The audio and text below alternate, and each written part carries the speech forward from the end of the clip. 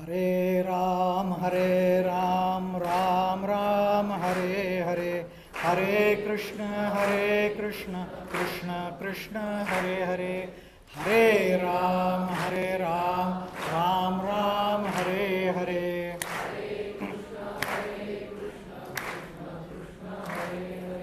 हरे राम राम राम हरे हरे, हरे कृष्ण कृष्ण कृष्ण हरे राम राम राम हरे हरे, हरे कृष्ण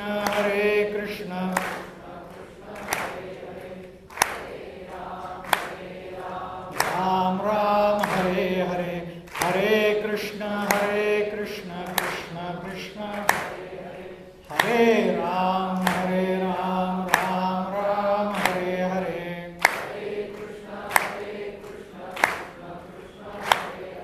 हरे राम राम राम हरे हरे,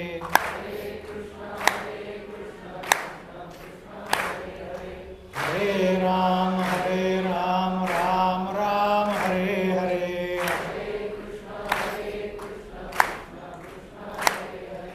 हरे राम राम राम हरे हरे। अवधूत चिंतन श्री गुरुदेव दत्त।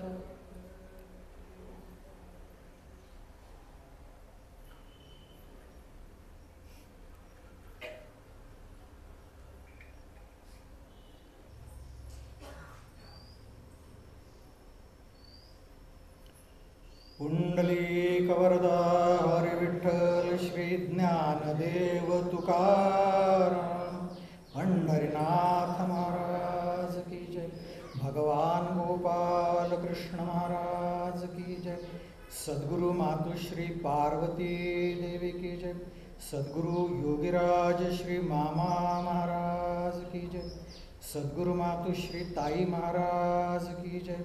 अवधूत चिंतन श्री गुरुदेव।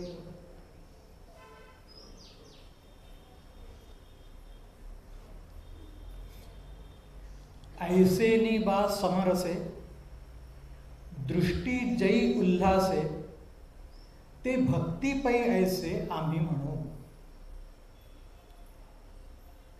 भगवद्गीतेच्या 14व्या अध्यायातल्या 26व्या श्लोकावरची सद्गुरू भगवान माऊलींची टीका सुरू आहे आणि त्या टीकेतली अत्यंत महत्त्वाची ही ओवी आज मुद्दाम सेवेसाठी घेतलेली आहे। तुम्हाला सगळ्यांना माहिती आहे की ज्या पंथराजाचे आम्ही कापडी आहोत, वाटसरू आहोत, तो पंथराज किंवा तो कृपायोग हा भक्तियोग आहे असं माऊली म्हणतात। हा भगवंतांच्या आणि सद्गुरूंच्या कृपेने प्राप्त होणारा योग आहे। हा योग नेमका काय आहे हे सांगण्याची सुरुवात माऊलींनी 6व्या अध्यायापासून केलेली आहे। 9व्या अध्यायामध्ये त्याची तात्विक बाजू सांगितली, 12व्या अध्यायामध्ये तो भक्तियोग ज्याला प्राप्त झाला त्याची लक्षणं सांगितली। आणि ही भक्ती म्हणजे नेमकं काय आहे, या भक्तियोगाच्या मार्गाने जाऊन ज्या भक्तीची प्राप्ती होते ती भक्ती कशी असते, त्या भक्तीची व्याख्या काय, हे 2 ओव्यांमध्ये माऊलींनी फार मार्मिकपणे सांगितलेलं आहे। एक ओवी त्यांनी सांगितली की ज्ञानी येते स्वसंविती, शैव म्हणती शक्ती, आम्ही आपुली परमभक्ती असे म्हणू। ज्याला ज्ञानयोगामध्ये स्वसंमिती म्हणतात, स्वतः सिद्ध चैतन्य ज्ञान म्हणतात, ज्ञानशक्ती म्हणतात। शैव संप्रदायामध्ये जिला शक्ती म्हणतात तिलाच आम्ही आमच्या या दत्त संप्रदायामध्ये, वैष्णव संप्रदायात, नाथ संप्रदायामध्ये परमभक्ती असं म्हणतो, अशी माऊलींनी व्याख्या केली आहे। आता ही परमभक्ती नेमकी कशी प्राप्त होते आणि तिचा उत्कर्ष फळाला कसा येतो, ती पूर्ण रूपाने कशी प्रकट होते साधकाच्या ठिकाणी, हे सांगण्यासाठी त्यांनी 14व्या अध्यायामध्ये ही ओवी घातली आहे की की ऐसे निबा समरसे दृष्टी जै उल्हासे ते भक्ती पै ऐसे आम्ही म्हणू. ते म्हणतात की जेव्हा जीवाशिवाचं सामरस्य होतं, एकीकरण होतं, आणि त्या एकीकरणाच्या दृढ अनुभवाने प्रेमदृष्टी निर्माण होऊन प्रेमाचा आनंदाचा अनुभव त्याला जीवाला यायला लागतो. भिन्नत्व त्याचं नाहीसं होतं, शिवरूपच होतो, भगवत रूपच होतो, आणि तरी आनंद अनुभवतो भक्त म्हणून. अशी जी स्थिती आहे त्या स्थितीला ते भक्ती पै ऐसे आम्ही म्हणू, त्याला आम्ही भक्ती म्हणतो. हा याचा थोडक्यात अर्थ, सरळ साधा अर्थ. आता ही भक्ती आधी सांगितलेलं आहे माऊलींनी की ही भक्ती केवळ सद्गुरु कृपेने प्राप्त होणारी आहे. ह्या भक्तीचा वास सद्गुरूंपाशी असतो आणि त्यांच्या कृपेने ही भक्ती साधकाच्या हृदयामध्ये अनुग्रहाच्या वेळेला प्रविष्ट होते आणि तिथे ती विस्तार पावायला लागते. साधक जशी साधना करत जाईल तसतशी ती भक्ती तिथे विस्तार पावायला लागते. आणि ही जी भक्ती आहे, ही जी शक्ती आहे, ही जी सद्गुरूंची कृपा आहे, ही कृपा साधकाच्या साधनेने उत्तरोत्तर जशी विकसित होते तशी तशी ती आपली प्रचिती देत जाते. त्यातली जी परमोच्च प्रचिती आहे, टोकाची प्रचिती आहे, ती जिथे माऊली सांगतात.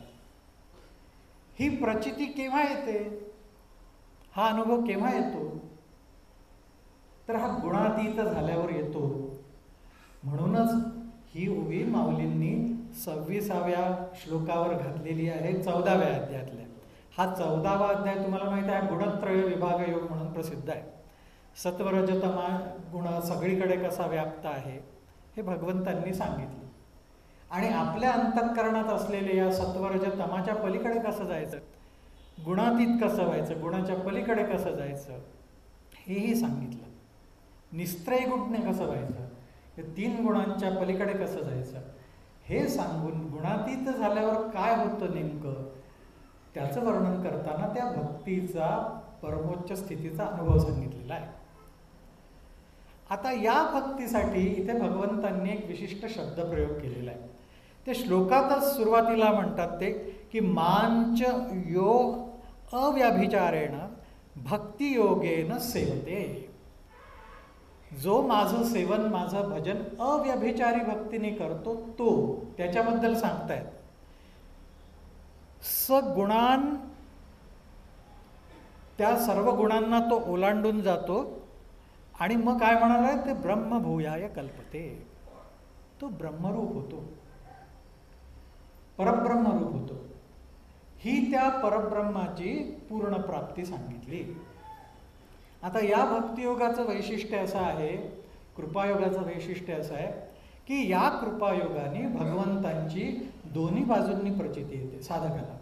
साधकाला भगवंतांचा परब्रह्माचा निर्गुण साक्षात्कारही होतो आणि त्याला सगुण साक्षात्कारही होतो. आता निर्गुण साक्षात्कार काय असतो नेमका, तर याबद्दल सांगितलेलं आहे महात्म्यांनी, सत्पुरुषांनी, आचार्यांनी की सच्चिदानंद असं जे परब्रह्म आहे, त्या परब्रह्माचा सच्चित आनंद हा स्वभाव आहे. त्या परब्रह्माच्या सत्पदाचा अनुभव येणं, सद्रूपाचा अनुभव येणं, त्याच्या सत्तेचा अनुभव येणं याला निर्गुण साक्षात्कार म्हणतात. आणि त्या भगवंतांच्या, त्या परब्रह्माच्या आनंदमयतेचा अनुभव येणं याला भक्ती म्हणतात. हा अनुभव येताना मध्ये चित्पद आहे, चित्त, ती ज्ञानमय आहे चित्त, ती ज्ञानमयता अनुभवाला येते आणि त्या ज्ञानाने परमात्मा आणि जीव एकच आहेत याचा अनुभव येतो. आता पहा, सगळी जी शास्त्र सांगितलेली आहेत, दर्शनशास्त्र, ती सगळी दर्शनशास्त्र, वैदिक दर्शनशास्त्र 3च गोष्टींचा विचार करतात. आपल्याला अनुभवाला येतात तो एक जीव, दुसरा आपल्याला दिसतं ते जग, आणि तिसरा जो अनुभवाला येत नाही पण असावा असं वाटतं तो परमात्मा. सगळ्यांनी विचार हाच केला की जीव, जगत आणि परमात्मा यांचं परस्पर नातं काय आहे. तर यातलं वेदांत दर्शन असं सांगतं की जीवो ब्रह्मैव नापरहा, जीव परब्रह्म स्वरूपच आहे, दुसरं काही नाही. मग आता जगताचं काय, तर त्याबद्दल वेदांतच सांगतो, वेदांत दर्शन सांगतं की जगत हे परब्रह्म स्वरूपच आहे. याचं कारण भगवत पूज्यपाद आचार्यांनी 2 ठिकाणी चांगलं सांगितलेलं आहे. पहिलं तैत्तिरीय उपनिषदामध्ये ऋचा आहे, सो कामयत बहुस्याम प्रजायेय. त्या परमात्म्याच्या ठिकाणी संकल्प झाला, जो एकटंच परब्रह्म होतं त्या परब्रह्माच्या ठिकाणी संकल्प झाला. त्याला एकट्याला कंटाळा यायला लागला, म्हणून त्याच्या ठिकाणी आपोआप संकल्प स्फुरला स्वभावाप्रमाणे की मी एक आहे ते बहुत व्हावं. आणि या संकल्पाबरोबर त्यांची शक्ती त्या परब्रह्माची कार्यरत झाली आणि तिने सृष्टीचा विस्तार केला पूर्ण. आता भगवत पूज्यपाद आचार्यांनी त्या ऋचेवरच्या भाष्यात स्पष्ट केलंय की परब्रह्म सच्चिदानंद रूप आहे, म्हणून त्यांचा तो संकल्प देखील सच्चिदानंद रूप आहे, तो आदी संकल्प आहे. म्हणून जे जग झालं त्या संकल्पाने ते जग देखील सच्चिदानंद रूपच आहे, त्यापेक्षा वेगळं नाही. ते परमात्म्याहून वेगळं नाही. जग हा परमात्माच आहे. जग हे असं की वस्तुप्रभा म्हणून माऊली सांगतात. जग ही पूर्ण परमात्म्याची प्रभा आहे. जसं सूर्य आणि त्याचा प्रकाश, प्रकाश म्हणजे प्रभा, तसा परमात्मा आणि परमात्म्याची प्रभा हे जग आहे. पण आम्हाला हे जग परमात्मा रूप न दिसता जग रूपाने दिसतं, जड दिसतं, विनाशी दिसतं. हा आमचा दोष आहे, कारण आम्ही अविद्येमध्ये गुरफटलोय. ते अविद्येच्या दृष्टीने आम्ही पाहतो, म्हणून ते जड असं जगत आम्हाला दिसतं, अनुभवाला येतं. पुढे छांदोग्य उपनिषदामध्ये काही खुलासा केलेला आहे त्यांनी. आणि बृहदारण्यकामध्ये एका ऋचेवर टीका करताना त्या भाष्यात आचार्य म्हणतात, स्पष्टपणे सांगतात की जीव आणि परमात्मा हे भिन्न आहे असं मानणं हे अज्ञान आहे. हे भिन्न नाहीच, एकच आहेत. पुढे आणखी सांगतात की ज्ञानाने जगत आणि परमात्मा हे एक होतात, हेही अज्ञान आहे. कारण मुळात एकच आहेत, ते काही वेगळे व्हावे लागत नाही, मुळात एकच आहेत. पण मग असं असूनही आम्हाला त्या परब्रह्माची अनुभूती का येत नाही? तर याचं कारण आहे की माया, ती भगवंतांची शक्ती अविद्या होऊन जीवामध्ये प्रवेश करते. त्या अविद्येमुळेच जीव तयार होतो. त्या जीवाच्या भोवती ती अविद्या असते. त्या अविद्येमुळे, त्या मायेमुळे हे जगत वेगळं भासतं, जीव वेगळा भासतो परब्रह्मावर. प्रत्यक्षात परिस्थिती तशी नसते, हे सगळं एकच आहे. पण हे एक आहे याची प्रचिती केव्हा येते? जेव्हा सद्गुरु कृपा होईल तेव्हा, जेव्हा मोहाचा अंधकार त्यांच्या कृपेने दूर होईल तेव्हा, जेव्हा ती अविद्या दूर होईल तेव्हा. ही जी भगवंतांची प्रेमशक्ती, कृपाशक्ती सद्गुरूंच्या कृपेच्या रूपाने हृदयात प्रविष्ट होते, ती साधकाच्या अधिकाराप्रमाणे ती आधी योगमयी होते, तीच कर्ममयी होते, तीच ज्ञानमयी होते. साधकाला त्याच्या अंतःकरणावरच्या वासना त्याचं जाऊन चित्तशुद्ध होण्यासाठी जे जे आवश्यक आहे ते ती आतून करते. हळूहळू आपल्याचा प्रेम स्वभाव तिचा जो शक्तीचा असतो, ती प्रेमरूप आहे. ते प्रेमरूप साधकाच्या अंतःकरणात ती प्रकट करायला लागते. आणि शेवटी जेव्हा त्या साधकाला ती भगवत रूप करते, त्याच वेळेला ती त्याच्या ठिकाणी परमप्रेमाचं आपलं संपूर्ण स्वरूप प्रकट करते. तो साधक भगवंतांच्या प्रेमामध्ये तल्लीन होतो, प्रेममय होतो. ही जी प्रक्रिया आहे पूर्ण संपूर्ण, त्यालाच अभ्यास योग म्हणतात. तोच भक्तियोग आहे माऊलींनी सांगितलेला. हा अनायासे प्राप्त होणारा आहे. ती भगवंतांची प्रेमशक्ती किती विलक्षण आहे या संबंधी एक सुंदर कथा पद्मपुराणात आलेली आहे. पद्मपुराणात असं वर्णन आहे की भगवंत गोकुळामध्ये प्रकट झाले, अवतार झाला भगवंतांचा. आणि नारदांना, देवर्षी नारदांना, जे परमभक्त आहेत भगवंतांचे, त्यांना अशी इच्छा निर्माण झाली की भगवंत कसे दिसत असतील आता, त्यांचं दर्शन घेतलं पाहिजे. म्हणून ते गोकुळात आले. नंदांच्या गृहामध्ये, राजवाड्यामध्ये गेले. त्यांनी स्वागत केलं नंदांनी, पाद्यपूजा केली देवर्षींची. आणि मग भगवंतांचं, बालभगवंतांचं पाळण्यात पौडलेल्या त्यांनी दर्शन घेतलं. आणि त्यांचं दर्शन घेतल्याबरोबर त्यांना मूळचं तिथलं रूप दिसलं, भगवंतांचं मूळ रूप त्या बालकाच्या ठिकाणी. आणि भावविभोर झाले, ते समाधीत गेले. मग तिथनं मोठ्या आनंदाने बाहेर पडले. आणि त्यांनी विचार केला की म्हणाले, आता ज्या अर्थी भगवंत इथे प्रकटलेले आहेत प्रत्यक्ष, याचाच अर्थ असा आहे की त्यांची जी परमशक्ती आहे, त्यांच्या ज्या सहचरी आहेत, त्या भगवती राधाजी देखील गोलोकातून आलेल्या असल्या पाहिजे अवतार घेऊन. कुठे असतील ह्या बरं? म्हणून त्यांचा शोध घेऊन त्यांचं दर्शन घ्यावं या इथे ते देवर्षी नारद घरोघरी प्रत्येक दारात जाऊन थांबायला लागले.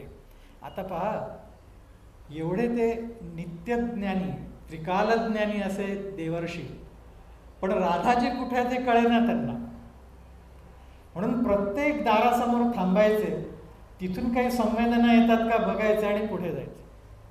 असं करता करता करता ते वृषभानूंच्या राजवाड्यापाशी आले.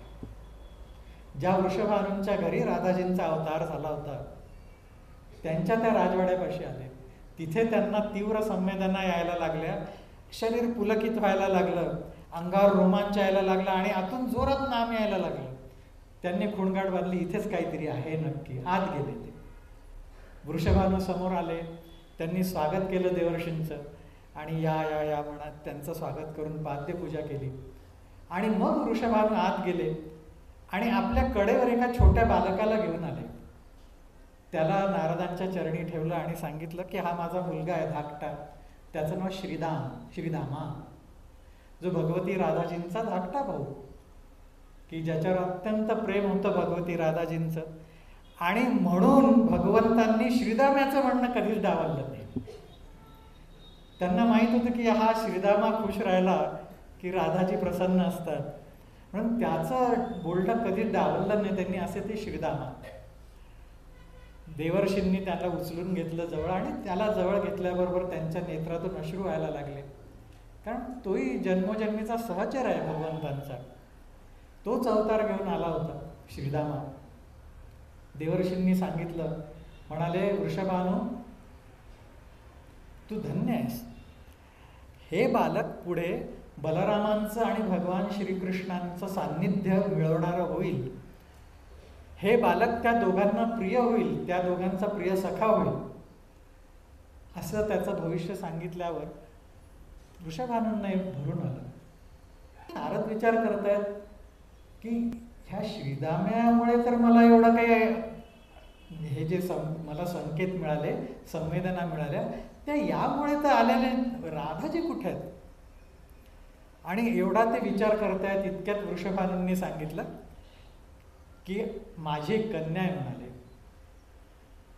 कुमारवयीन आहे ती, त्यावेळेला त्या 6-7 वर्षाच्या असतील बहुतेक. तर ह्या ज्या ही जी माझी कन्या आहे ती अत्यंत सुंदर आहे, देवांगनांनाही लाजवेल असं तिचं सौंदर्य आहे. आणि तिचं एक वैशिष्ट्य आहे म्हणाले, ती जन्मल्यापासून कधी रडली नाही. आणि तिचं एक वैशिष्ट्य म्हणजे ती अखंड अर्धोन्मिलित नेत्रांच्या अवस्थेमध्ये असते, उन्मादात असल्यासारखी. आम्ही काय म्हणतो तेही ती ऐकत नाही. अखंड ती उन्मादाच्या स्थितीत असते, अर्धोन्मिलित नेत्रांनी काहीतरी अनुभवत असते. तर तुम्ही चला, तिच्यावर तुमची जर दृष्टी पडली तर ती सामान्यासारखी वागायला लागेल, त्या उन्माद स्थितीतून बाहेर येईल. मग नारद त्यांच्याबरोबर आत गेले अंतःपुरामध्ये. तिथे आत बघतायत तर एका पलंगावर ही बालिका पहुडली होती. तिचं ते अद्भुत सौंदर्य पाहून आणि तिच्या भोवतीची ती तेजाची आभा बघून नारदांना एकदम भरून आलं. त्यांनी जवळ जाऊन तिला घेतलं, त्या बालिकेला कडेवर घेतायत एवढ्यात ते समाधीत गेले. त्यांना आतून भगवंतांचं दर्शन झालं. त्या अवस्थेमध्ये तल्लीन झाले. 2 घटका त्या स्थितीतच होते. भानावर आले, त्या बालिकेला खाली ठेवलं. एवढं होऊनही त्या बालिकेने त्यांच्याकडे बघितलं नव्हतं. तिच्या अर्धोन्मिलित नेत्रांनी ती तिच्या तंद्रीत होती. ह्यांना खुणगाठ पडली. ते म्हणाले की ही बालिका ज्या अर्थी मला असा अनुभव आला त्या अर्थी ह्याच भगवती राधाजी आहेत, कारण त्यांच्याशिवाय भगवंतांचा असा अनुभव येऊच शकत नाही.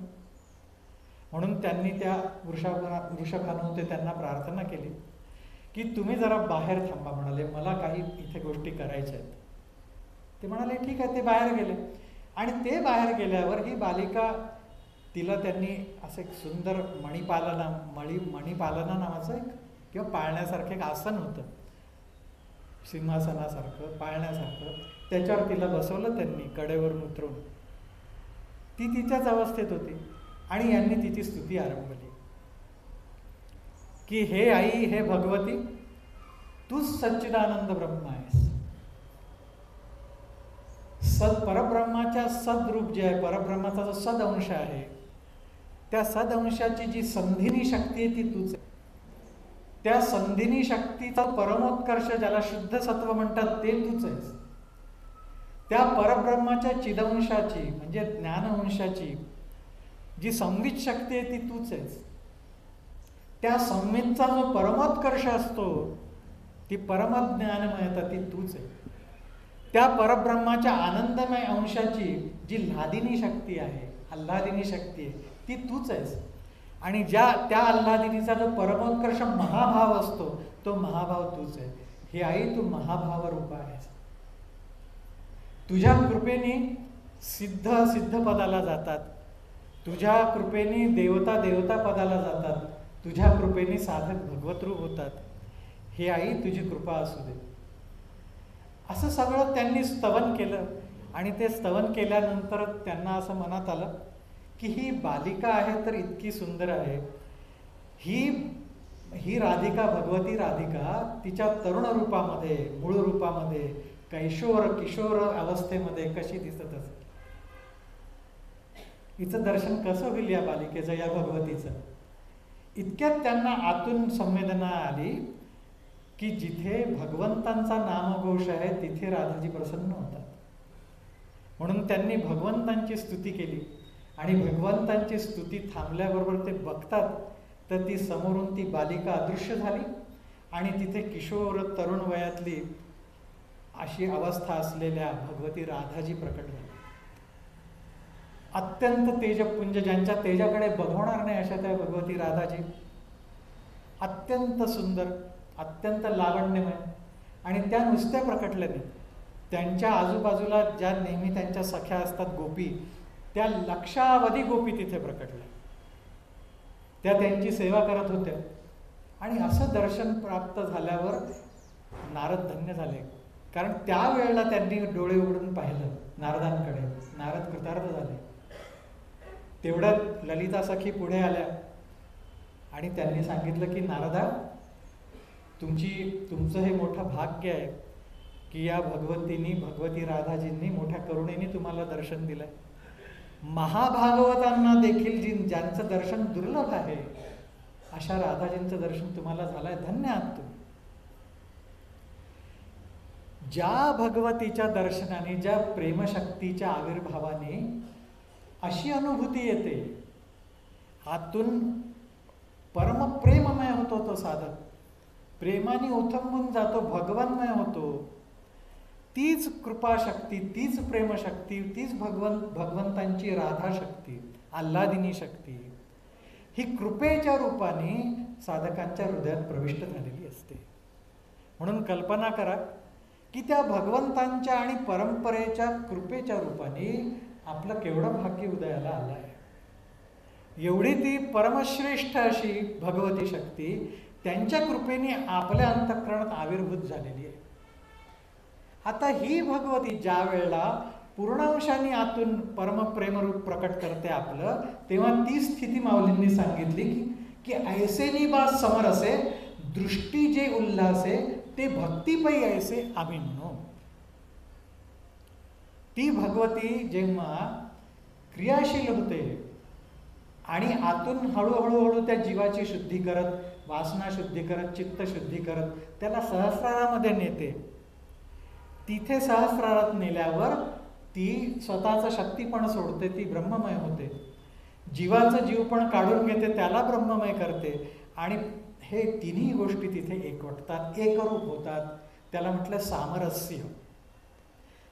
सामरस्य याचा अर्थ रस सम होणं, रसात रस मिसळणं, रस एकच होणं, याला म्हणतात सामरस्य. जसं पाणी आहे सरोवराचं, त्या सरोवरातून तांब्याभर पाणी वेगळं काढलं तर रस एकच आहे, पण तांब्यामुळे तो वेगळा झाला. ते तांब्यातलं पाणी जर परत सरोवरात ओतलं तर तो रस एक झाला, त्याला म्हटलं सामरस्य, रस सम झाला. तसं जीवाच्या रूपाने त्या परब्रह्माचं जे चैतन्यमय प्रतिबिंब होतं अविद्येमधलं, ते त्या भगवतीने अविद्या काढून घेतल्यामुळे परत मूळ बिंबात गेलं, रस रसात गेला, सामरस्य झालं. अशा या सामरस्य स्थितीचा नुसता अनुभव येऊन भागत नाही. म्हणून माऊलींनी सांगितलं पुढे की दृष्टी जे उल्हास आहे ते भक्ती पैसे. तेवढ्याला भक्ती म्हटलं नाही. माऊलींनी सांगितलंय की त्या ज्ञानाच्या भावनेने आणि योगज्ञानाच्या एकत्र येण्याने ही स्थिती येते सामरस्याची. पण ती सामरस्याची स्थिती म्हणजे काही भक्ती नव्हे, त्याला ज्ञाननिष्ठा म्हटलं. की ज्ञानाची पराकोटी आहे, त्या ज्ञानाने ब्रह्मस्वरूपता आली, पण ती भक्तीची प्राप्ती पूर्ण नव्हे. अशा वेळेला ती कृपा, भगवंतांची कृपा स्वतःच करुणामय होऊन त्या साधकाला जेव्हा प्रेममय करते, त्या साधकाची अंतःकरणाची स्थिती प्रेममय करते. भगवत रूपही प्रेममय आहे आणि मीच त्यांचा प्रेममय अंश आहे अशी अनुभूती आणून देते. अशी प्रेमाची दृष्टी त्याला देते, तेव्हा त्या प्रेमदृष्टीच्या प्राप्तीला भक्तीच्या प्राप्तीचा अनुभव म्हटलेला आहे. दृष्टी जे उल्हास आहे, अशी जी दृष्टी, प्रेमदृष्टी आतून प्रकट होते, ते भक्ती, तिला भक्ती असं आम्ही म्हणतो म्हणून माऊली सांगतात. आता ही संबंध प्रक्रिया केवळ सद्गुरूंच्या कृपेने होते. सद्गुरूंची कृपा झाल्यानंतर त्यासाठी न चुकता साधन घडायला पाहिजे. त्या साधनाची पथ्य काय असतात? ती पथ्य गुरुगीतेमध्ये सविस्तर सांगितलेली आहेत की सद्गुरूंशी वर्तन कसं असावं, त्यांची सेवा कशी करावी. कारण ही सगळी प्रक्रिया केवळ सद्गुरुतंत्र आहे. सद्गुरूंच्या करुणेने, सद्गुरूंच्या कृपेने, त्यांच्याच आशीर्वादांनी तो साधक पुढे जात असतो. तो त्याच्या जोरावर जात नाही, कधी त्याच्या पुण्यावर जात नाही. ही केवळ सद्गुरूंची कृपा असते आणि त्या सद्गुरूंची अखंड कृपा आपल्यावर राहावी म्हणून सद्गुरूंचीच प्रसन्नता अखंड प्राप्त करून घ्यावी लागते. ती सद्गुरूंची सेवा, सद्गुरूंची कृपा जर घडत गेली तर शिष्य अनायासे प्रेमरूप होतो. यासाठी शिष्याला देखील काही पथ्य सांगितलेली आहे. ती पथ्य जर नीट पाळली शिष्याने तर शिष्याला अनुभव येतो. कसा अनुभव येतो? सर्व वेदांत सिद्धांत सारसंग्रहामध्ये 261व्या श्लोकामध्ये भगवत पूज्यपाद आचार्यांनी असं वर्णन केलंय की जे समर्थ सद्गुरू आचार्य असतात, ज्यांना पूर्ण प्राप्ती झालेली असते, त्यांच्या नुसत्या बघण्याने, त्यांच्या प्रेममय हास्याने खरा जो साधक असतो त्याचं अंतःकरण मोहरून येतं आनंदाने. त्याच्या चेहऱ्यावर आनंद प्रकाशित होतो, आनंद विलसायला लागतो, त्याचा मोह दूर होतो आणि त्याचं अंतःकरण शुद्ध होऊन त्याला भगवत स्वरूप होण्याची त्याची वाट मोकळी होते. हे केवळ त्या सद्गुरूंच्या दर्शनाचं, त्यांनी पाहण्याचं फळ आहे. आणि हे फळ ज्याला यथार्थ लाभतं ना, तो खरा शिष्य आहे. हा शिष्य कसा असतो याचं उदाहरण सांगतो. विदर्भामध्ये थोर एक सत्पुरुष होऊन गेले, जे ज्ञानेश्वर कन्या नावाने विख्यात आहेत, ते श्री संत गुलाबराव महाराज. या गुलाबराव महाराजांचे थोर अधिकारी शिष्योत्तम बाबाजी महाराज पंडित, त्यांचे उत्तराधिकारी. त्यांच्या चरित्रामध्ये ह्रीं नारायणाय नमः ह्रीं अशा नावाचं चरित्र आहे त्यांचं.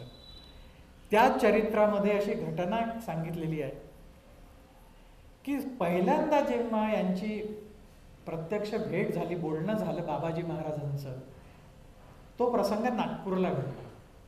नागपूरला गुलाबराव महाराज आले होते आणि त्यानंतर परत काही दिवसांनी तिथेच त्यांचं दर्शन झालं गुलाबराव महाराजांचं. तर भाऊसाहेब खापरे आणि हे बाबाजी महाराज पण तिथे, दोघेही स्नेही, दोघेही मोठे अधिकारी, त्या दोघांवरही गुलाबराव महाराजांची पूर्ण कृपा होती.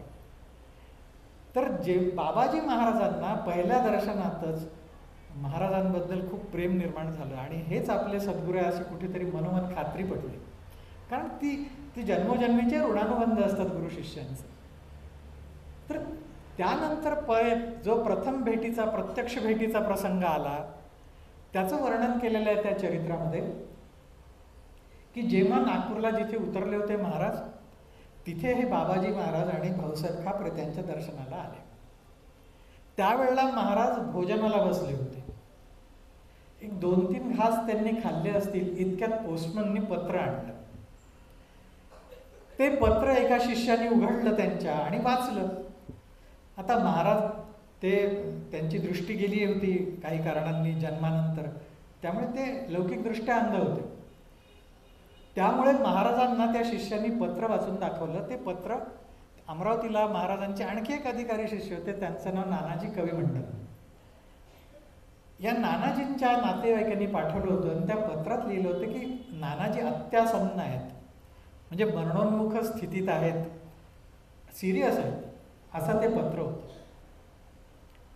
ते त्यांनी वाचून दाखवलं महाराजांना. महत्वाचं होतं म्हणून ते जेवत असतानाही वाचून दाखवलं. खरं म्हणजे जेवण झाल्यावर वाचून दाखवायचं होतं, पण त्यांनी दाखवलं. ते वाक्य त्यांनी ऐकलं मात्र महाराजांनी. तसंच त्यांनी ताट बाजूला ठेवलं, आपोषण घेतलं आणि तसाच हात धुवून ते ताबडतोब अमरावतीत निघाले. ह्या बाबाजी महाराजांना भरून आलं की आपल्या परमप्रिय शिष्यासाठी समोरचं ताट बाजूला करूनही निघणारे हे सद्गुरू, ही कैवल्य मूर्ती, ही करुणामूर्ती किती थोर आहे, किती श्रेष्ठ आहे. त्यांची कृपा आपल्याला लाभली पाहिजे. आणि त्यांच्या डोळ्यातून अश्रू व्हायला लागले. त्यांना एकदम भगवंतांच्या चरित्रातला प्रसंग आठवला की हंस पक्ष्यांसाठी भगवंतही मुखातला घास सोडून सगळं बाजूला ठेवून धावले होते. त्यांना त्या भगवंतांची आठवण आली, भगवंतांच्या करुणेची आठवण आली. तीच करुणा या सद्गुरू रूपाने त्यांनी प्रत्यक्ष पाहिली. त्यांना तो अश्रूंचा पूर आवरेना. त्यानंतर पुढे शुक्लेश्वर वाठोड्याला, पयोष्णी नदीच्या तीरावर कात्यायनी व्रताचा समारंभ होता महाराजांचा.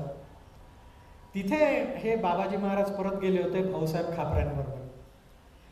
तो सगळा सोहळा झाला आणि हे परत जायला निघाले, कारण त्या बैलगाडीतून जायला लागायचं आणि मग नंतर त्या रेल्वे स्टेशनवर आलं की तिथून पुढे. तर त्या बैलगाडीवाल्याला, गाडीवाल्याला सांगून ठेवलं होतं यांनी की अमुक वेळेला तू ये. आता नेमकं काय झालं, हे निघाले त्यावेळेला त्या वाळवंटामध्ये तंबू घातला होता. महाराज बसले होते आणि त्यांच्या भोवती अनेक भक्त त्यांचे बसले होते आणि अध्यात्मावर चिंतन चाललेलं होतं. शंका निरसन महाराज करत होते. तर त्यांच्या अमृतमय वाणीतलं ते सगळं ऐकून यांना उठावंसं वाटत नव्हतं तिथून. म्हणून बाबाजी महाराज ते भाऊसाहेब तिथेच बसून राहिले. तो गाडीवान आग्रह करायला लागला. आता महाराज हे जरी त्यांना दृष्टी नव्हती तरी सर्वज्ञ होते. त्यांना ते जाणलं त्यांनी आणि त्यांनी म्हणाले, अहो भाऊसाहेब, बाबाजी उठा, निघा इथून. आणि त्यांनी असं म्हटल्यावर या बाबाजी महाराजांच्या डोळ्यातून टचकन अश्रू आले, पाहिले. तेही यांना कळलं. ते म्हणाले, अरे बाबाजी तू का रडतोस? ते म्हणाले, महाराज आम्हाला दूर लुटू नका तुमच्या चरणांपासून, आम्हाला असं जायचं नाहीये. मग महाराजांनी त्यांची समजूत काढली आणि त्यांना कसं कसं पाठवलं. त्यांना इतका वेध लागून राहिला होता सद्गुरूंचा की ते अस्वस्थ झाले होते. पुढे सगळा त्यांच्या चरित्रातला तो अनुग्रहाचा वगैरे प्रसंग आहे. पण असं सद्गुरूंप्रती प्रेम ज्यांच्या ठिकाणी दिसतं, ज्यांच्या ठिकाणी ते उत्पन्न होतं, ते अधिकारी शिष्य असतात. हे शिष्य अधिकारी जे असतात ना, त्या शिष्यांची ठेवणच तशी असते स्वभावाची. हे त्या सद्गुरूंबरोबरच कार्य करायला आलेले असतात आणि तेच एकनिष्ठ शिष्य म्हणून पुढे त्यांच्याबरोबर राहू शकतात. महात्म्यांबरोबर टिकून राहणं हे सोपं नाही. त्याला वेदांतामध्ये महापुरुष सहस्थिती म्हटलेलं आहे. म्हणजे महापुरुषांचा सतत सहवास मिळणं, सावलीसारखं त्यांच्याबरोबर राहता येणं, याला देखील मोठं पुण्य लागतं. त्यांची मोठी कृपा लागते, करुणा लागते. आणि अशी ज्याला सहस्थिती प्राप्त होते ना, त्याचं कल्याण झालं म्हणून समजावं. दुसरं काही होऊच शकत नाही. त्याचा उद्धारच त्या महात्म्यांच्या कृपेने होतो. तर ही आचार्य सहस्थिती भाग्यवान शिष्यांच्या ठिकाणी प्रकट होते हे खरं आहे. पण तरी सुद्धा शिष्यांच्या ठिकाणी काही लक्षणं सांगितली आहेत की ती लक्षणं जर असतील तर सद्गुरूंच्या प्रती त्याच्या निष्ठा कायम राहतात आणि तो साधनेमध्ये लवकर पुढे जातो.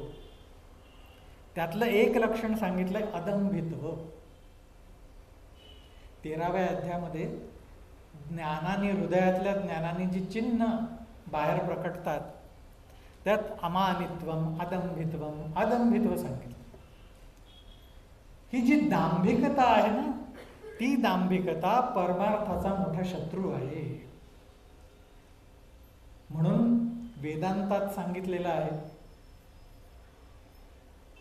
की जर भगवंतांशी ऐक्य एखाद्याला लवकर हवं असेल, भगवत प्राप्ती लवकर व्हायला हवी असेल, तर तो साधन चतुष्टय संपन्न असावा. आता वास्तविक पाहता या कृपायोगाचा अधिकार हा सर्वांना नाही. एखाद्याची शुद्ध पुण्य प्राप्ती होऊन विशिष्ट स्थिती आल्याशिवाय, ज्याला कर्मसाम्य दशा म्हणतात, ती आल्याशिवाय त्याला या कृपेचा लाभ देऊ नये असं शास्त्र. तेच वेदांताने वेगळ्या पद्धतीने सांगितलंय. त्याला म्हटलं साधन चतुष्टय संपन्नता.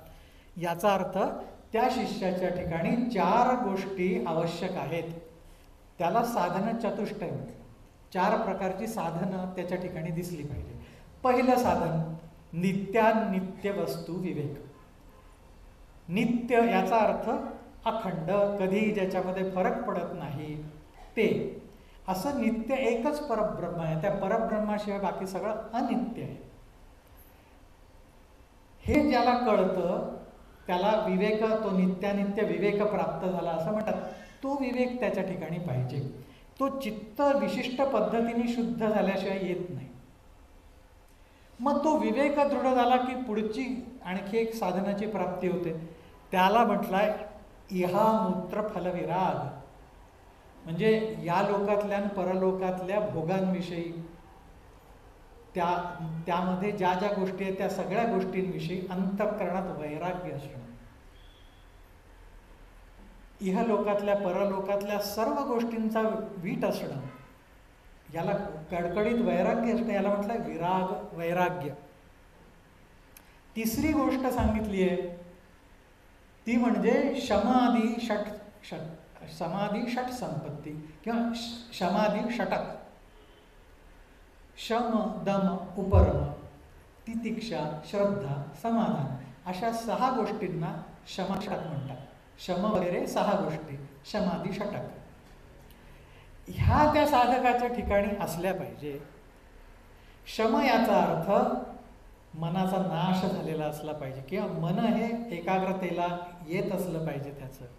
दम याचा अर्थ इंद्रिय वृत्तींवर नियंत्रण, इंद्रिय ताब्यात असणं. उपरम म्हणजे बुद्धी परमात्म्याकडे लागलेली असणं. तितिक्षा म्हणजे सर्व दुःख सहन करण्याची शक्ती असणं. त्या परब्रह्माच्या स्मरणामध्ये, भगवंतांच्या स्मरणामध्ये सर्व सहन करून जाणं, याला तितिक्षा म्हणतात. श्रद्धा, वेदांतांनी किंवा श्रुतींनी जे सांगितलेलं आहे ते आणि सद्गुरू जे सांगतात ते, याच्यावर दृढ विश्वास असणं, याला म्हटलंय श्रद्धा. आणि समाधान,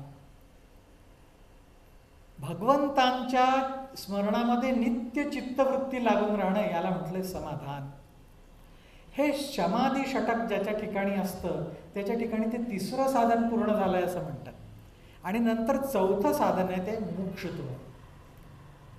मुमुक्षुत्व याचा अर्थ की जीव आणि परब्रह्म यांच्या ऐक्याचा अनुभव यावा अशी तीव्र इच्छा असणं, मोक्षाची इच्छा असणं, याला म्हटलं मुमुक्षुत्व. आता विचार करा की ह्या चारही गोष्टी ज्याच्या ठिकाणी तुम्हाला दिसतील तो साधक या अवस्थेतून वर गेलेला असतो. जरा उत्तम साधक म्हणतात त्याला केवळ सद्गुरूंचा अनुग्रह झाल्या झाल्या ब्रह्मप्राप्तीचा अनुभव येतो, परब्रह्म स्थितीचा अनुभव येतो. पण इतरांना येत नाही. उत्तम अधिकारी असे फार थोडे असतात, मध्यम आणि मंद अधिकारीच फार. मंद अधिकाऱ्यांना आधी साधनेने साधन चतुष्टय संपन्न व्हावं लागतं. एक एक दोष त्याचे दूर करत करत करत ती भगवती त्याला साधन चतुष्टय संपन्न करते. परमार्थासाठी बाह्य इंद्रियांच्या नियंत्रणापेक्षा अंतःकरणाच्या नियंत्रणाला महत्त्व जास्त आहे. बाह्य इंद्रियांचं जे नियंत्रण आहे त्याला दम म्हणतात, इंद्रियांचं दमन करणं. पण बाकी सगळे जे आहे शम वगैरे ते तर अंतःकरणाचं नियंत्रण आहे. म्हणून बाह्य स्थितीपेक्षाही त्याची अंतःकरण स्थिती जेव्हा दृढ होत जाते तेव्हा तो साधक पदाला योग्य होत जातो, आतून सिद्ध होत होत होत पुढे जातो. मग त्या साधकाच्या ठिकाणी अदंभित्व येतं, दंभ उरत नाही.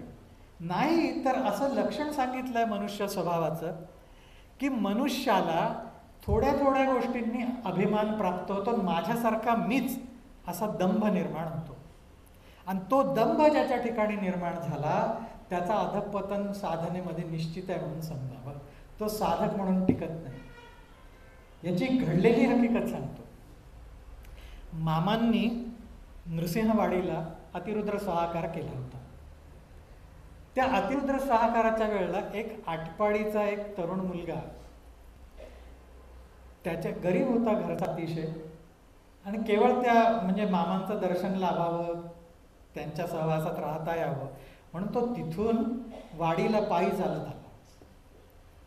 खूप वेळ लागला त्याला यायला. जेव्हा आला तेव्हा पाय रक्तबंबाळ झालेले होते, चालून चालून सगळा माखलेला होता धुळीने, कपडे मळलेले होते. मामांना घेऊन त्यांनी नमस्कार केल्यावर मामा ते करुणामूर्ती होते, त्यांचं अंतःकरण द्रवित झालं. त्यांनी स्वतःच्या हाताने त्याला स्नान घातलं, आपल्याजवळचं नवीन धोतर काढून त्याला नेसायला दिलं, त्यांनी आपलाच एक शर्ट त्याला काढून दिला आणि त्याला आपलंच बेडिंग अंथरून त्याला म्हणाले तू जरा विश्रांती घे. आणि एवढंच नाही, त्याचे हातपाय चुरून दिले. आता तेवढ्याने याचं अंतःकरण मुळात शुद्ध नाही, त्यामुळे त्याच्या अंतःकरणातला दंभ आणि अभिमान त्यांनी वाढला आणि त्या दिवसापासून तो स्वतःला भक्तश्रेष्ठ समजायला लागला की माझ्यासारखा श्रेष्ठ भक्त कोणीच नाही. पण ही त्याच्या अंतःकरणात सूक्ष्म भावना होती, तो बोलत नव्हता. पुढे काही दिवसांनी तो पुण्याला आला मामांच्या दर्शनाला आणि मामांना म्हणाला की मी इथेच राहून तुमची सेवा केली तर चालेल का? मामा हसले. ते म्हणाले ठीक आहे, राहा, तुझ्याच्याने जेवढं साधन होतं तेवढं साधन कर. साधन करणं हीच माझी सेवा आहे. तर तो साधन करायला लागला. आता तोपर्यंत त्याची ही जी हकीकत होती वाडीची अनेक जणांना, आपल्या साधकांना कळली होती. म्हणून साधक मोठ्या प्रेमाने त्याची चौकशी करायचे माऊलीत येणारे. काही दिवसांनी मामा दौऱ्यांवर गेले. जाताना त्यांनी यांना सांगितलं, या पोराला, की तू म्हणाले माऊलीच्या बाहेर पडू नकोस, कधीही जायचं नाही माऊलीच्या बाहेर, तुझ्या जीवाला धोका आहे. तो म्हणाला ठीक आहे. आणि मामा परगावाला गेले आणि दुसऱ्याच दिवशी हा आमचा नारायण पानसेची सायकल घेऊन हा बाहेर पडला. जेमतेम त्याला सायकल चालवायला येत होती. त्या सिंहगड रोडवरच्या रस्त्यावर आला आणि समोरून एक ट्रक भरधाव वेगात येत होता. याला ते कळलं नाही. ती सायकल ठोकली त्या ट्रकनी. सायकल एकीकडे, त्या सायकलचा चुराडा झाला आणि हा एका बाजूला उडून पडला. ते कोणीतरी येऊन माऊलीत सांगितलं, आम्ही धावत गेलो, त्याला नंतर आम्ही दवाखान्यात हलवलं. सद्गुरूंच्या कृपेने त्याला काही फार लागलं नव्हतं, थोड्या उपचारांनी त्यांनी सोडलं घरी. सायकल मात्र पूर्ण वाया गेली होती. हा दवाखान्यातून आल्यानंतर हा मला भेटायला आला आणि मला म्हणाला, आज मामांची कृपा म्हणाला म्हणून मी वाचलो, नाहीतर या फुलातला सुगंध आज उडून गेला होता. अरे कठीण आहे याचं कर्म, या फुलातला सुगंध. म्हटलं अरे पण त्यांची आज्ञा मोडायला गेलासच का तू? त्यांनी सांगितलं होतं ना तुला बाहेर पडू नकोस. बाहेर पडला तो पडला आणि परत सायकल घेऊन गेला त्या नारायणाची, त्याचं नुकसान करून ठेवलंस. कोण भरेल त्याचं नुकसान? त्याच्यावर तो काही बोलला नाही. म्हटलं आता तरी बाहेर पडू नको ते येईपर्यंत.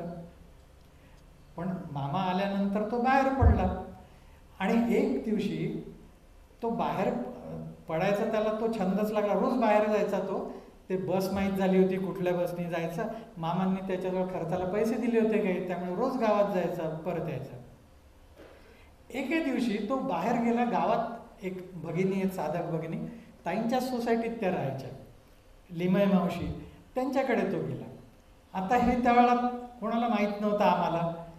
माऊलीमध्ये मामा बसले होते, त्यांच्या बाजूला मी होतो, काहीतरी आमची कामं चालली होती आणि ताई बसलेल्या होत्या.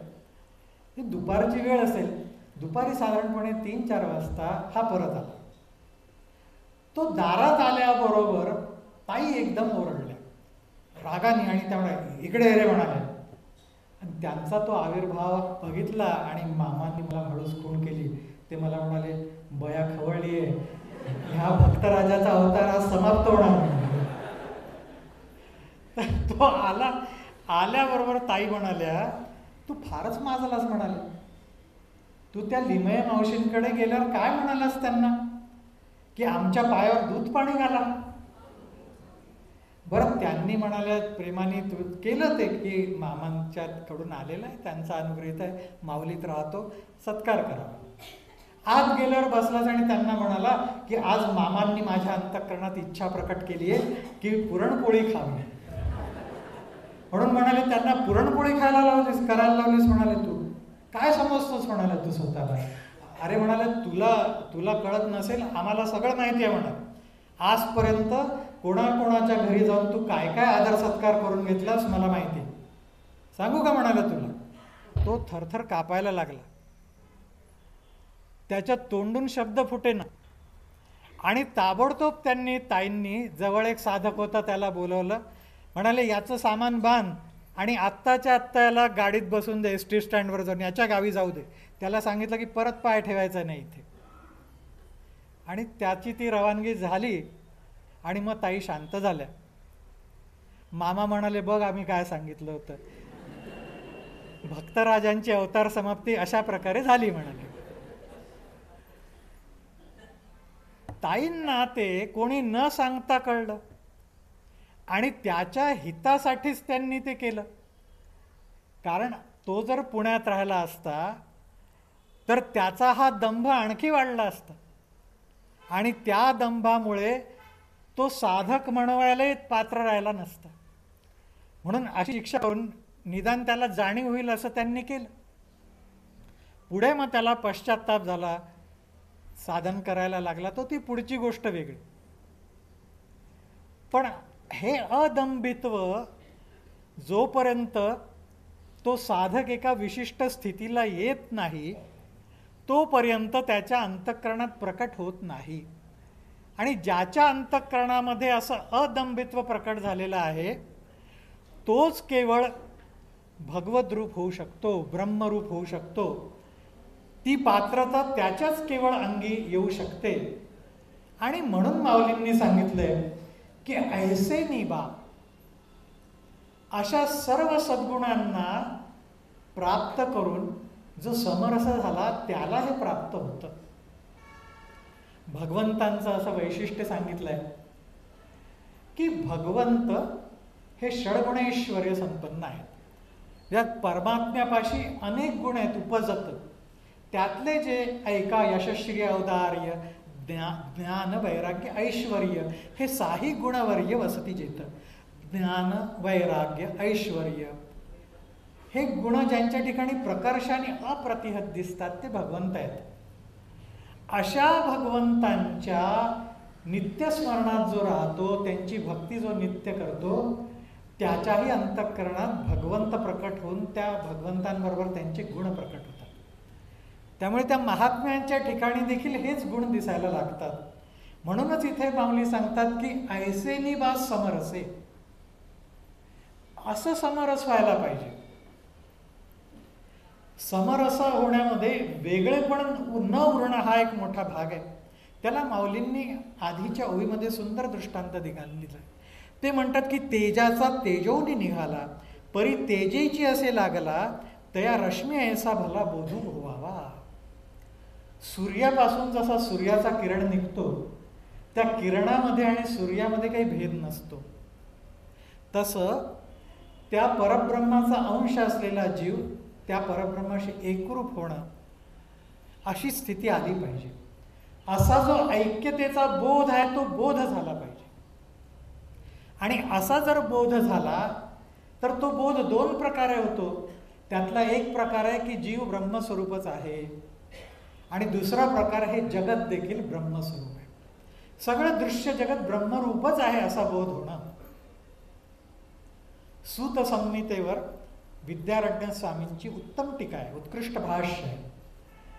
त्या सूत संहितेच्या मुक्तिखंडामध्ये त्यांनी एक सुंदर वर्णन केलं. ते म्हणाले की जीवाला मायेचा अनुभव हा 3 अवस्थांमध्ये येतो.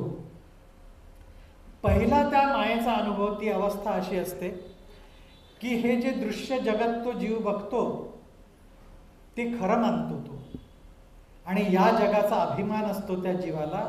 ही मायेची पहिली अवस्था. त्या अविद्येमुळे, त्या मायेमुळे जीवाला सगळं जग खरं वाटायला लागतं. त्याला जर कोणी सांगितलं ना की अरे हे जग भ्रम आहे, हे जग असं जग नाही, हे ब्रह्मरूप आहे, त्याचं परब्रह्मरूप पहा, तर तो म्हणेल की मी कसं काय परब्रह्मरूप पाहू. परब्रह्मरूप पाहायला जावं तर मला हे दृश्य खरं आहे असं वाटायला लावणाऱ्या घटना घडतात. मला वाटायला दुःख येतं, मला उद्विग्नता येते, मला संताप येतो. मी जरी किती प्रयत्न केला की ब्रह्मस्वरूप आहे मी असं चिंतन करावं, तर ते चिंतन करत असताना देखील जेव्हा बायको मधूनच प्रसन्न होते तेव्हा भानावर येतो मी. तिच्या बोलण्याने एकदम जागा येतो, माझी पायरी मला कळते, कुठलं ब्रह्मस्वरूप आणि कुठलं काय. तर म्हणून विद्यारण्य स्वामींनी असं सांगितलं की हा जो मायाचा भाग असतो की मी वेगळा, जग वेगळं, ब्रह्म वेगळं, परब्रह्म वेगळं, तर याला बद्ध अवस्था म्हणतात जीवाची. आणि ही बद्ध अवस्था जायला एक साधन आहे, ते म्हणजे शास्त्रांचा अभ्यास. सद्गुरु मुखातून परब्रह्म आणि तुम्ही एकच आहात हे ऐकणं, ह्याला म्हणतात परोक्ष ज्ञान. हे परोक्ष ज्ञान होणं हा त्याच्यावरचा उपाय आहे. त्यांनी बद्ध अवस्था कमी होते. आणि मग पुढची ती अवस्था शिल्लक राहते ती अशी की जरी त्याला हे ज्ञान झालं, सद्गुरूंनी सांगितलं, शास्त्रांच्या अभ्यासाने कळलं की परब्रह्म आणि मी एकच आहे, जगत आणि मी एकच आहे, तरी देखील व्यवहार करताना देखील जगाचं भान शिल्लक राहतं, तो अभिमान शिल्लक राहतो. मी जगाचा भागच आहे, मी जीव आहे, हा अभिमान शिल्लकच राहतो. तो जाण्यासाठी अपरोक्ष ज्ञान व्हायला लागतं. याचा अर्थ साक्षात्कार व्हावा लागतो. आतून त्या परब्रह्माचा अनुभव यायला लागतो. तो आल्यानंतर हा भाग जातो. आणि तो साक्षात्कार झाल्यावर तो महात्मा जीवनमुक्त झाला असं आम्ही म्हणतो. शास्त्र म्हणतं की हा जीवनमुक्त झाला.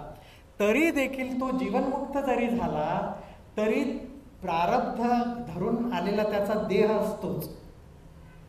त्या देहाली, जो प्रारब्धाने आलेला देह आहे, प्रारब्ध संपेपर्यंत तो देहही असणारच त्याचा.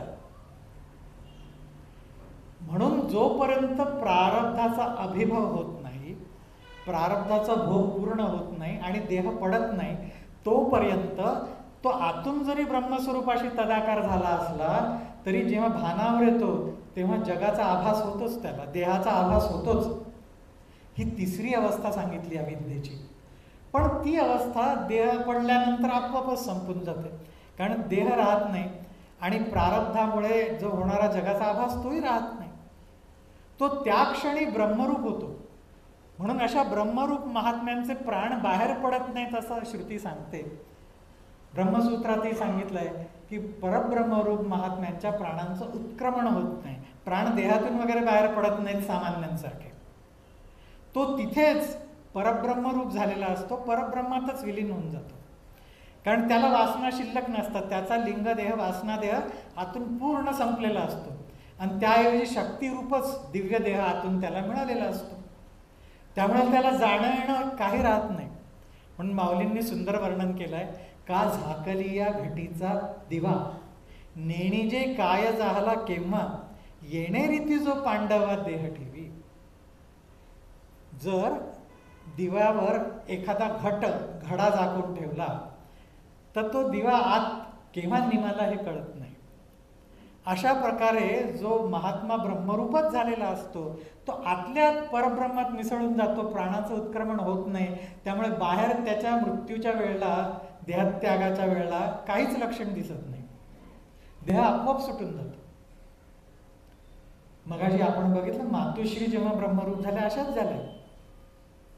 लखलखोनी वीज निमाली आकाशी असं मुक्ताबाईंचं वर्णन केलेलं आहे नामदेवरायांनी. तशा त्या लखलखून ते तेज दिव्य ज्योती निमून गेली, परब्रह्मात विलीन झाली. मामांनी प्रत्यक्ष नेत्रांनी पाहिलं ते. ही स्थिती ज्या साधकाला प्राप्त झालेली आहे त्याला त्यांनी म्हटलं की ऐसे निभा समरसे. तो आतून समरस झालेला आहे, पण नुसता समरस नाही. तो समरस झाल्यावर त्या भगवतींनी आपली प्रेमशक्ती पूर्ण त्याच्या ठिकाणी एकरूप केली. त्यामुळे तो जीव अंतर्बाह्य प्रेमरूप झाला. इतका प्रेमरूप की त्याच्या अंतःकरणाचं प्रेम हे बाहेर धावतं असं वर्णन केलंय.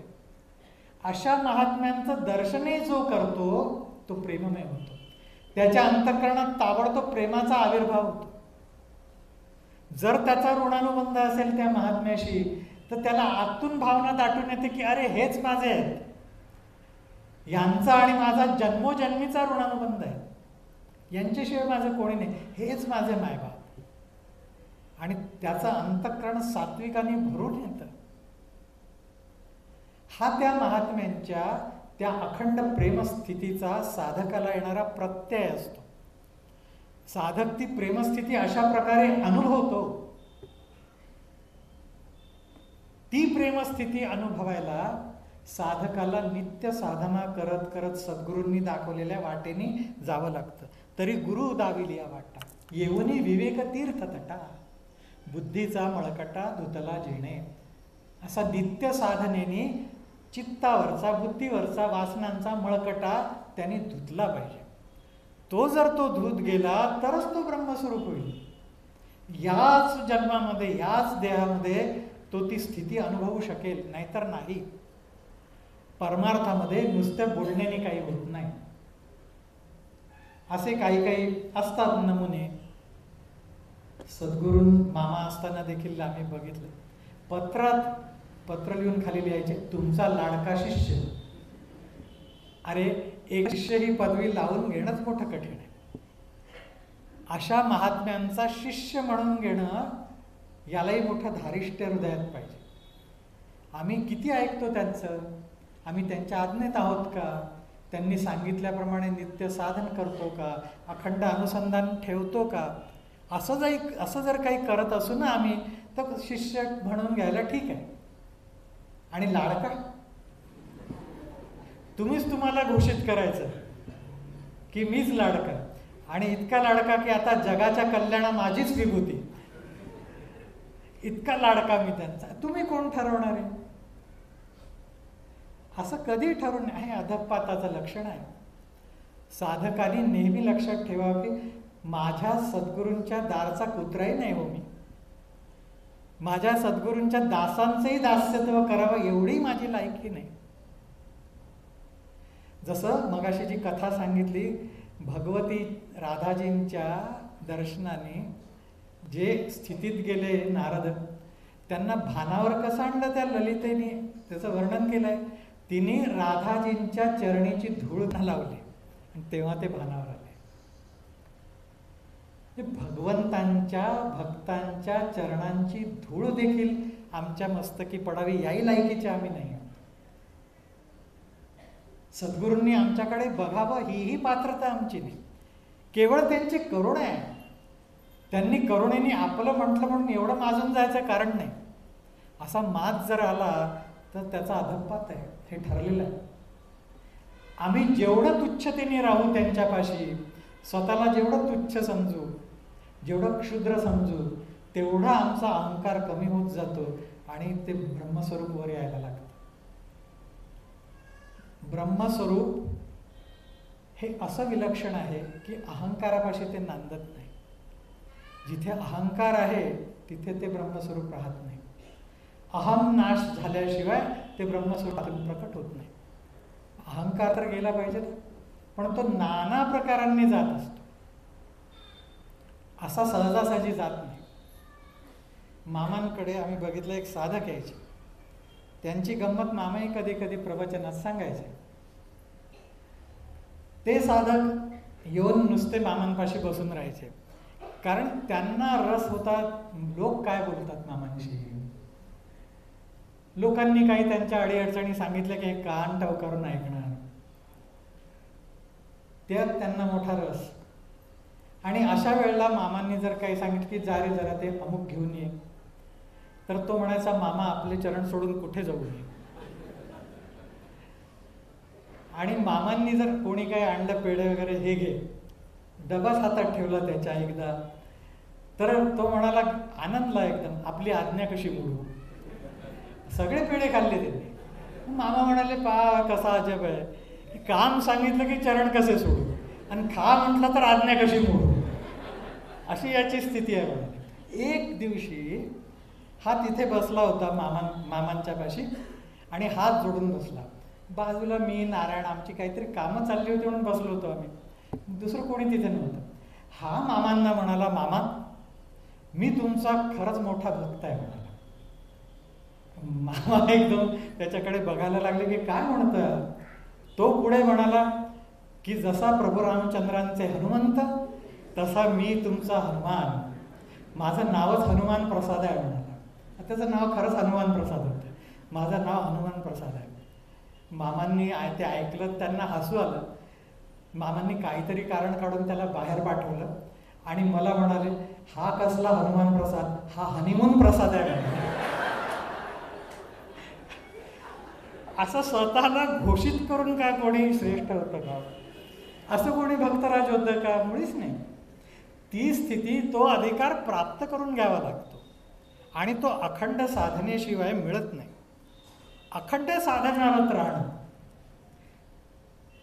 त्या साधनेचं व्रत कधीही न सोडणं, हेच या साधना मार्गाचं मर्म आहे. मातुश्री पण तेच सांगायचे. त्यांनी स्वतः कधीही साधन सोडलं नाही. मामांनी, ताईंनी देखील शेवटच्या क्षणापर्यंत साधन सोडलं नाही. त्या अनुसंधानाचं त्यांना काय गरज होती वास्तविक पाहता. अवतारी होते हे सगळे. अवतारी असून देखील त्यांनी साधन सोडलं नाही. मग आमची काय कथा, आम्ही कोण टिकोजीराव. शास्त्रांनी असं वर्णन केलेलं आहे, भागवताच्या 7व्या स्कंदामध्ये वर्णन आहे की ही जी स्थिती आहे ना, ही 3 प्रकारांनी प्राप्त करून घेतली पाहिजे. त्याला त्रिविध अद्वैत म्हणतात. साधकांनी ते अद्वैत 3 प्रकारांचा साधायचा प्रयत्न केला पाहिजे. साधने व्यतिरिक्त तत्वचिंतन केलं पाहिजे, तत्वाभ्यास केला पाहिजे, परंपरेच्या ग्रंथांचा अभ्यास केला पाहिजे. आणि 3 प्रकारचं अद्वैत कुठलं, तर एकाला म्हटलंय भावाद्वैत. याचा अर्थ असा की कार्य आणि कारण, म्हणजे परमात्मा आणि सृष्टी, जग हे भिन्न नाही. परमात्मा आणि जीव हे भिन्न नाही, ते एकच आहे असं समजून सगळं परब्रह्मच आहे अशा रूपाने पाहणं, त्याचा अभ्यास करणं, याला म्हटलंय भावाद्वैत. माऊलींनी त्याच्यावर सुंदर उभी घातली, कारण हीच भक्ती आहे, हाच भक्तीचा भाग आहे. ही 3 अद्वैत ज्याला साधली त्याला ती भक्ती साधते. म्हणून माऊलींनी वर्णन केलं, हे समस्त ही श्री वासुदेव ऐसा प्रतिती रसाचा ओतला भाव. हे समस्त हे श्री वासुदेव असं नुसतं जाणून घेऊ नका, त्याची प्रचिती आली पाहिजे आणि रस आला पाहिजे, म्हणजे प्रेम आलं पाहिजे त्याच्याबरोबर, तर तो भगवत रूप झाला. म्हणजे अखंड प्रेममय भक्तीचा लाभ होण्यासाठी, ती पराभक्ती पूर्ण प्रकाशित होण्यासाठी हे एक अद्वैत याचा अभ्यास केला पाहिजे. आतून साधनेने येतो, बाहेरून चिंतनाने निधिध्यासनाने तो येतो. म्हणून ते निधिध्यासन सतत केलं पाहिजे, सतत चिंतन केलं पाहिजे. दुसरं सांगितलंय क्रियाद्वैत. याचा अर्थ असा की जे जे कर्म माझ्या हातून होते, यद यद कर्म करोति तत्तत् अखिलम शंभो तवाराधनम. भगवंता जे जे कर्म होत आहे ते तुमचीच आराधना आहे, तुमच्याच इच्छेने होत आहे, हे करणारा मी नाही, त्यातून मिळणाऱ्या फळाचा मालक मी नाही, तेही तुमचंच आहे. कर्तृत्वही माझं नाही, भोक्तृत्वही माझं नाही, माझ्या निमित्ताने हे होत आहे. हे समस्त कर्म तुमच्या चरणी अर्पण असो. ही भावना अखंड ज्याच्या अंतःकरणात असते त्याला ते क्रियाद्वैत साधलं असं आम्ही म्हणतो. त्यानंतर तिसरं सांगितलंय, त्याला म्हटलंय द्रव्याद्वैत.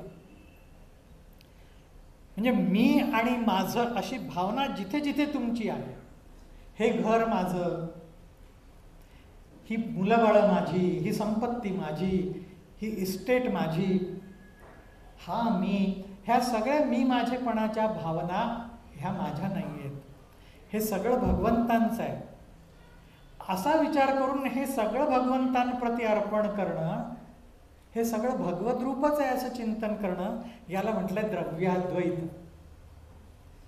मग यात असाही विचार होतो की सगळे जीव त्या जीवांच्या भोगाच्या इच्छा आणि त्यांचे भोग हे देखील ब्रह्मरूप आहेत. हे असं चिंतन सतत होणं याला म्हटलंय द्रव्याद्वैत. आणि अशा 3 प्रकारच्या अद्वैतांनी त्या परमात्म्याची अनुभूती घेणं याला म्हटलंय भक्तीचं साधन. अशा 3 प्रकारांनी माऊली म्हणतात की ऐसे निभा समरस. अशा प्रकारांनी तो समरस होतो. अशा प्रकारांनी अभ्यास करत गेलं पाहिजे तर ते सामरस्य येतं. मग असं सामरस्य ज्या वेळेला येतं त्यावेळेला त्या साधकाची स्थिती कशी होते, तर सर्व वेदांत सिद्धांत सारसंग्रहात आचार्यांनी असं स्पष्टपणे सांगितलंय.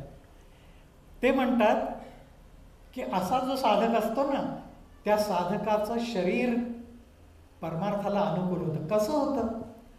आतलं त्याचं शरीर दिव्य कसं होतं? त्या नित्यानित्य वस्तू विवेक हेच त्याच्या शरीराचं मस्तक होतं. वैराग्य हेच त्याचं शरीर होतं.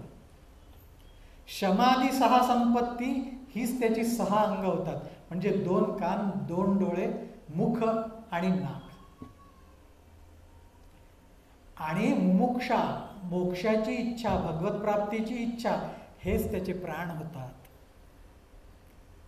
अशी जर त्या साधकाची स्थिती झाली असेल तर तो साधक समरस झालाय असं समजावं.